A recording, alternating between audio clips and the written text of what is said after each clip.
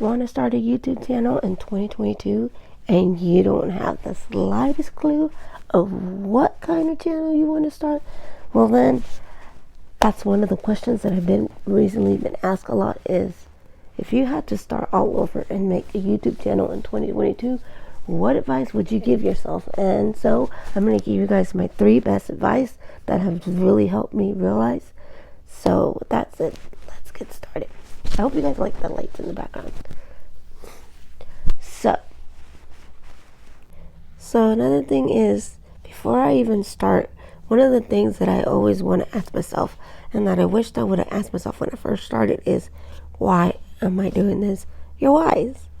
And do I love this? Because I believe that if you have the love for this, then everything else will fall apart. Will just fall apart into place. Like, you gotta love what you do. Because if you do this just for a hobby, or if you're just doing this just because all of a sudden you have like this new passion for it, but then all of a sudden it fizzles, yes, you got to have that love. And in whatever you do and anything that you do, find your love. I do this and I hope I get to do this full time. Hi, welcome to the pursuit of learning YouTube. I hope you guys are having a fantastic day. If you guys are new to my channel, hi, welcome. My channel is all about learning and innovating YouTube, and I'm giving you guys tips and ideas on how to grow and get better. And if you want to learn along, don't forget to subscribe, hit the notification bell so you can see more videos just like this one. I think it's really important to ask yourself, why are you doing this? That way you get to realize, who is this channel going to be for? Because you probably don't have a clue who your audience is for. And when I first started YouTube, I thought my audience was going to be everybody. Because I'm a mom, I blogged about things, so I thought everybody was going to like my YouTube channel. And boy, was I wrong. And I was all over the place, and it didn't really make any sense of my YouTube channel. So I was like, so then when I started realizing what kind of YouTube videos I can make, or what can I offer to the table, that's when I started making YouTube content that was better for me and that my audience could like and relate.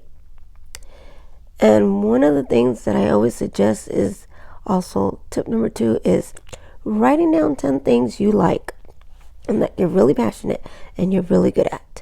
That's going to help you narrow down your niche and figure out what kind of content you want, and also figure out what kind of niche you want to be in.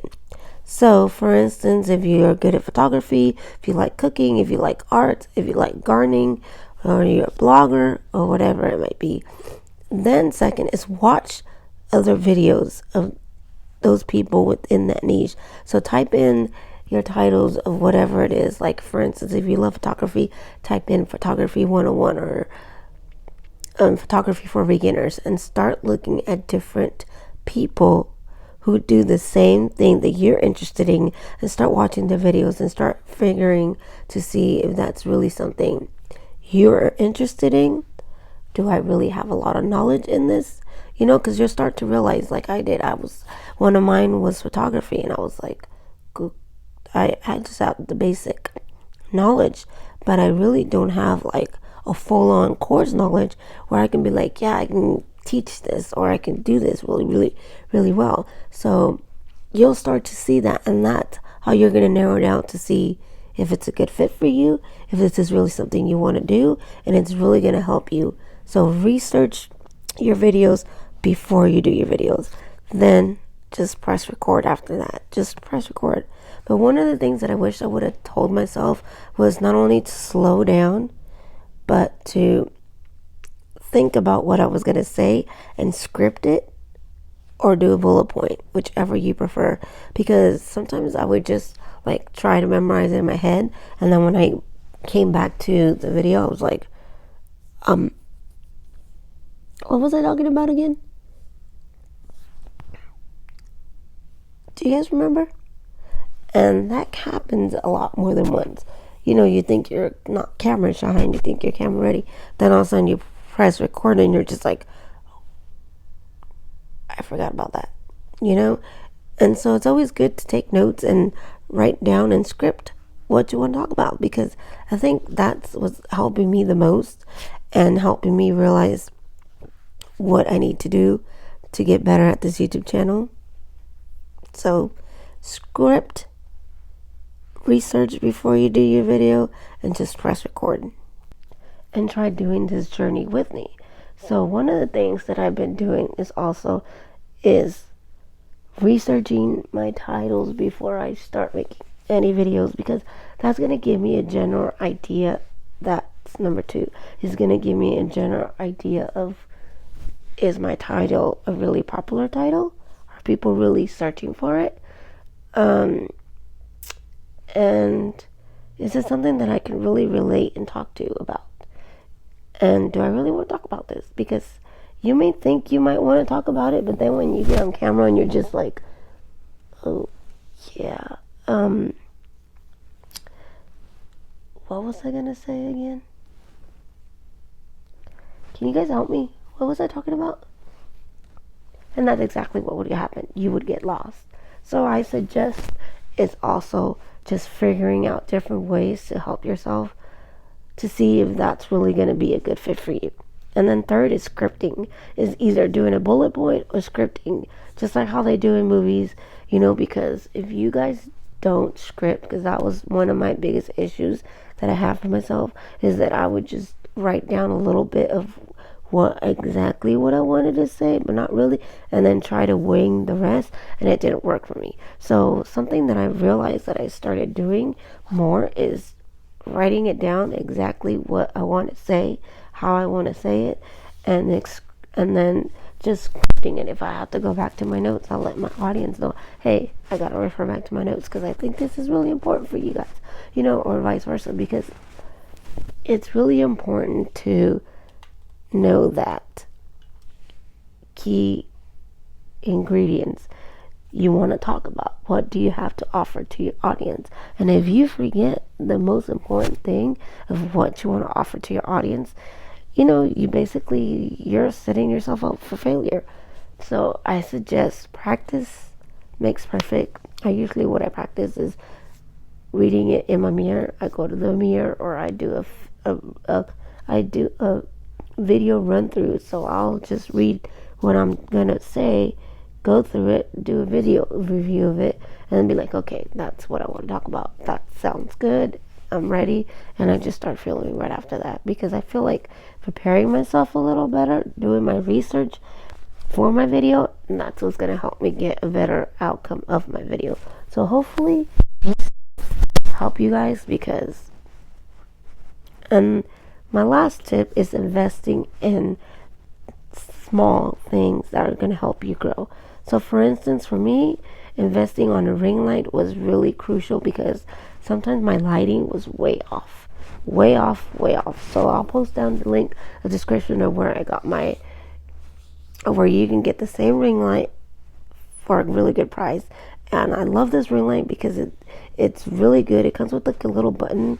I just left the clicker somewhere on the other side. So it's like, and you can just push it and it starts recording. You can push it to take pictures. You can change the setting of the lights. And what I love about this ring light, it's tall enough for me. It's perfect because I'm only 4'11", so I don't need a gigantic ring light. I just needed a medium-sized ring light. So I think this is like an 8-inch ring light, and it was like $39, and I got mine at Walmart.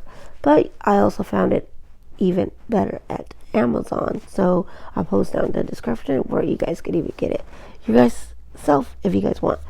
And another thing is investing in a audio. I think it's really key to focus on figuring out what's best for you, because my audio was always off. A lot of people would say, you sound like you're whispering, or you're not yelling enough, or you're not loud enough. So I lived with my parents at the time, and it's like, I don't want to wake them up while I'm making a video, or I don't want them to come in my room and be like, are you okay? Why are you yelling? So I decided to invest in this really cool audio microphone, and I'll show you guys where I got it down in the description below. I got it from Amazon. It's a really good, really great price, and I really love this microphone. I think it's a really good deal, and I really enjoyed it. So that is my last tip, is doing research on what you would also need to set up to help you, because you don't need expensive gear, guys, because that's what I feel like holds a lot of people back. They're like, oh, well, I don't have the best camera yet, and I don't have the best audio, and I don't have the best lighting. Well, newsflash, all those creators that started out with something small and basic. Like me, I started out with my cell phone, and I still use my cell phone because I feel like cell phones nowadays have a really good quality, just like any expensive camera. Like my iPhone 13 has 4K. Like my camera that I have, that's a DSLR, doesn't have 4K. It's a 32D. This is a Nikon 32.